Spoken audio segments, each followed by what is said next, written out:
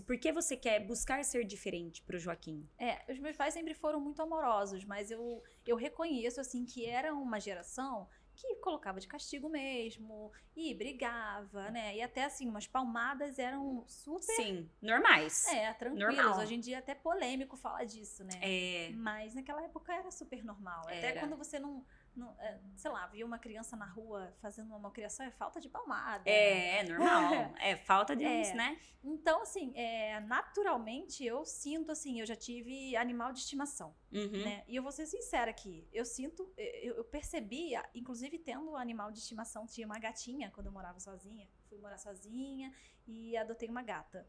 E eu percebia que eu tinha essa tendência de, não pode, não, de explodir quando ela derrubava um vaso e tal, sabe? E assim, ameaçar de, fazer umas coisas assim, uns movimentos, sabe? Que depois eu comecei a pensar e observar e falava, gente, por que eu tô falando assim com a gatinha?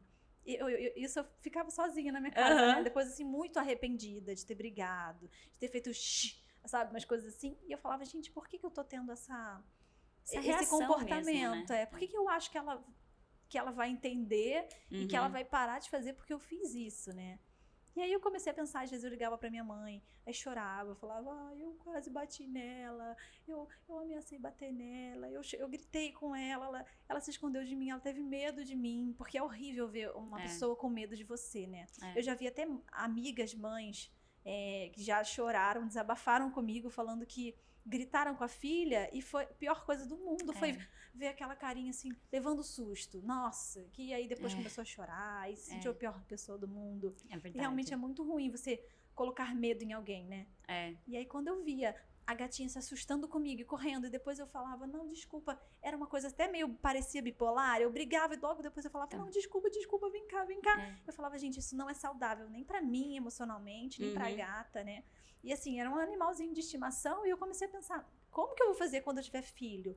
Logo depois eu engravidei, por acaso, e eu fiquei, gente, eu preciso aprender a educar o meu emocional. Exatamente. Porque é aqui que mora a ferida, né? Que faz com que eu extravase dessa forma. É verdade. E foi porque alguém foi assim comigo, porque alguém foi assim com quem foi assim comigo.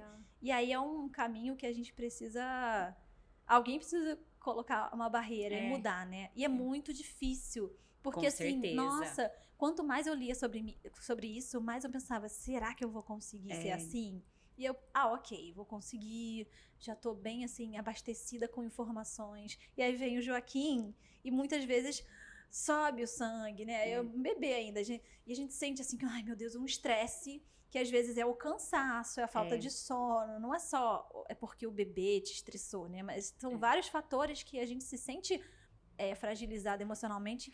E assim, nossa, toda hora a gente tem que pensar. E toda hora eu tenho medo de causar trauma, sabe? Essas coisas. Mas eu achei interessante que a gente conversando, você falou assim, né? Mas Rafa, não que eu faça todas as vontades dele. Não é sobre isso também. Essa minha busca...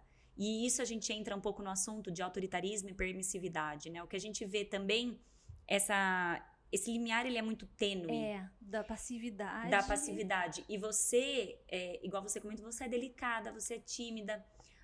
Mas não é isso que faz com que você também deixe que o Joaquim seja o seu chefe. Sim. Né? Que é o que a gente acaba vendo muito por aí, né? Exatamente. Eu tento ser firme e ser doce ao mesmo tempo.